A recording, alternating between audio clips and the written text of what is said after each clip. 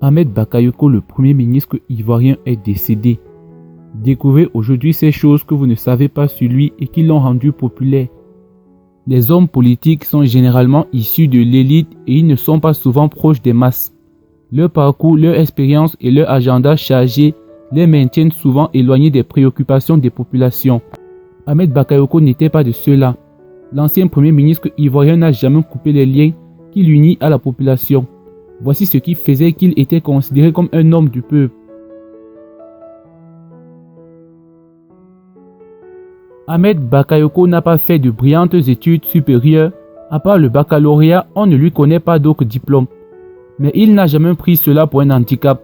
Et cela ne l'a jamais empêché de gravir des échelons et de devenir l'homme politique de premier plan dans son pays, la Côte d'Ivoire. You Toit Rouge, ex-manager de Didier Arafat, rappelle les conseils que lui donnait celui qu'ils appellent l'homme fort de la Côte d'Ivoire. Ahmed Bakayoko était un leader de la jeunesse qui par chaque jeune se reconnaissait en lui, vu son parcours. Il nous a dit d'être entreprenant et d'avoir l'esprit de créativité. Il est l'exemple même de quelqu'un qui est parti de rien et qui est arrivé au sommet. Il arrivait à utiliser le langage des jeunes. En tant que ministre, il utilisait notre manière de parler pour s'adresser à nous, a témoigné le jeune homme. Chers jeunes, je suis également venu vous apporter un message. Un message, certes, du Premier ministre, un message de votre grand frère. Vous savez que je suis votre grand frère. Les jeunes, notre rôle, c'est de vous aider à avoir du travail. Plusieurs témoignages et hommages reconnaissent à Ahmed Bakayoko son côté proche du peuple. Selon l'un des deux, le défunt était l'un des rares hommes politiques ivoiriens à pouvoir circuler à Yopougon, à Djamé et à Bobo, sans garde du corps. Il n'a jamais oublié ses origines modestes. Cette réputation lui collait tellement à la peau qu'il n'hésitait pas à esquisser des pas de danse lors des rassemblements populaires comme les concerts. Le parcours inspirant de Ahmed Bakayoko. L'homme était un ami de la culture car proche de nombreux acteurs du secteur, des liens tissés quand il dirigeait la radio Nostalgie Abidjan, amateur et très bon danseur de rumba.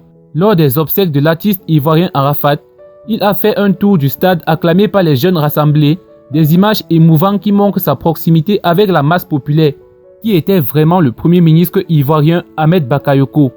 Ce qui était une rumeur il y a plusieurs jours est devenu une réalité. Le premier ministre ivoirien Ahmed Bakayoko, âgé de 56 ans, est mort à Fribourg en Allemagne. Le président ivoirien Alassane Ouattara confirme la nouvelle sur son compte Facebook. C'est le deuxième chef du gouvernement ivoirien à mourir en moins d'un an.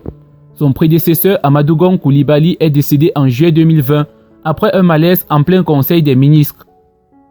Sa mort était survenue une semaine après son séjour médical de 3 mois en France. Il était choisi comme dauphin du président et devait représenter le rassemblement des oufouettistes pour la démocratie à la présidentielle ivoirienne d'octobre 2020. Nommé premier ministre en juillet 2020, Ahmed Bakayoko n'a pas duré dans ses fonctions. Malade depuis février, il a été évacué en France puis en Allemagne où il est mort ce 10 mars 2021. Proche d'Alassane Ouattara depuis 20 ans, il était le maire de la commune d'Abobo et député de Séguila, sa ville d'origine. Beaucoup le considéraient comme un des successeurs potentiels d'Alassane Ouattara. Journaliste de métier, Ahmed Bakayoko a fondé en 1990 le quotidien ivoirien Le Patriote qu'il dirige pendant 3 ans. Durant la même période, il milite au PDCI dans la section étudiante et finit par rejoindre le Rassemblement des Républicains. Il dirige la radio Nostalgie Abidjan de 1993 à 2000, année durant laquelle il devient PDG de Nostalgie Afrique. Homme politique très influent, l'ancien premier ministre ivoirien était aussi très connu dans le milieu de la culture dans son pays. Un carnet d'adresses dans le domaine musical hérité de ses anciennes responsabilités à Nostalgie. Il était en effet très proche du chanteur Didier Arafat décédé en 2019, d'Assalfo du groupe Magic System et de Tikenja Fakoli.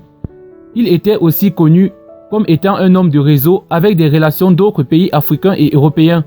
Ahmed Bakayoko est un membre fondateur du Rassemblement des Républicains. C'est sous cette bannière qu'il est devenu ministre de Nouvelles Technologies de l'Information et de la Communication dans le gouvernement de réconciliation nationale, formé après les accords de Linas Marcouzis en 2003. En 2011, il est nommé ministre de l'Intérieur par Alassane Ouattara, un poste qu'il quittera en 2017. À la mort de Gon Coulibaly en juillet 2020, Ahmed Bakayoko invite le président ivoirien à se présenter bien que beaucoup le voyaient comme dauphin potentiel. Confirmé dans ses fonctions de premier ministre, Ahmed Bakayoko garde le portefeuille de la défense qu'il occupe depuis 2017. Le 8 mars, le président Ouattara remplace Bakayoko à titre intérimaire par Patrick Achi au poste de Premier ministre et par son frère Téné Birahima Ouattara au poste de ministre de la Défense. L'illustre disparu était aussi un grand fan de la musique. Il invitait chaque année un artiste international à sa résidence pour un concert privé rien qu'avec sa famille.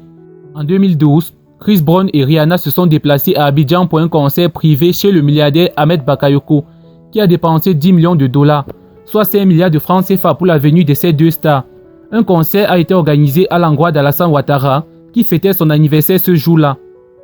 Il a également reçu en concert privé Aya Nakamura, VG Grimm, Dadju, Fally Ipupa, Salif Keita, Maître Gims et plusieurs autres artistes planétaires. Chaque année, il dépensait 15 milliards environ qu'il dépensait pour la musique, les concerts privés dans ses nombreuses villas luxueuses. Le Golden Boy était également un très grand fan de voitures de luxe. Il a une collection de voitures les plus chères du monde. On peut citer une Rolls-Royce Ghost à 300 millions de francs CFA, une Mercedes-Benz classe S à 65 millions de francs CFA, une Bentley à plus de 200 millions de francs CFA. Il possède également un jet privé acquis au prix de 2,450 millions de dollars et un yacht à 1,5 million de dollars. Sa richesse est et reste parmi les plus importantes du pays. Il dépensait son argent en menant une vie de jet-secteur, en aidant à la même occasion son prochain.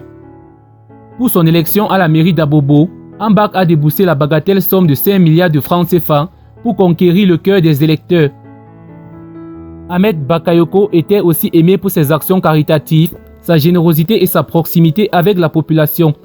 Il dépensait plus de 700 millions par mois pour aider les veuves et les orphelins, les ONG, ainsi que les personnes démunies. Il aidait aussi les entrepreneurs et les commerçants ivoiriens. En effet, le ministre Ahmed Bakayoko n'avait jamais dévoilé un aperçu de sa fortune.